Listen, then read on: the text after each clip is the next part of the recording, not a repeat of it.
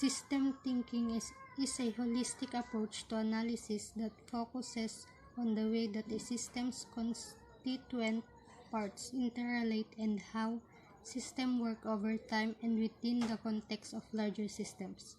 The system thinking approach contrasts with traditional analysis, which studies systems by breaking them down into their separate elements. System thinking uses computer simulation and a variety of diagrams and graphs to model, illustrate, and predict system behavior. Among the system thinking tools are the behavior over time graph, which indicates the actions of one or more variables over a period of time. The causal loop diagram, which illustrates the relationship between the system elements. The management flight simulator, which uses an interactive programs to simulate the effects of management decisions, and the simulation model, which simulates the interaction of systems elements over time. A system thinking concept is often used in management and operations science across the range of industries, from agriculture to telecommunications. In healthcare, it is also known as system-based practice. The key premise of the system-based practice is viewing an individual practice prescribed to a patient within the overall system of healthcare. On the overall healthcare system level, the system thinking is often applied to reduce waiting lines in hospital, improve screening practices to diagnose diseases sooner, and access the public health. System thinking is an entirely different way of managing your organization.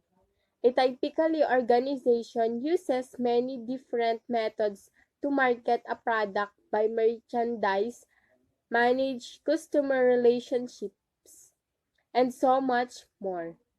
By learning how to manage these procedures, you'll be able to run your company more effectively. While business managers and entrepreneurs use this style of thinking, it is also quietly growing in popularity in fields like cybernetics, biology, and others. Researchers take a systemic perspective when figuring out how techniques work and how they can be more proactive within them. If you can anticipate what will happen, you can shape the outcome you want and control the system. History of system thinking. The concept of systems thinking originated in 1956 when the systems dynamic group was created by Professor J. W. Forrester at the Sloan School of Management at MIT. It utilizes computer simulations and different graphs and diagrams to illustrate and predict system behavior. Some of the popular graphics used in the analysis include the causal loop diagram, the behavioral over time graph, the management flight simulator, and the simulations model. What does system thinking involve? It's important to remember that the term system thinking can mean different things to different people. The discipline of systems thinking is more than just a collection of tools and methods, it's also an underlying philosophy.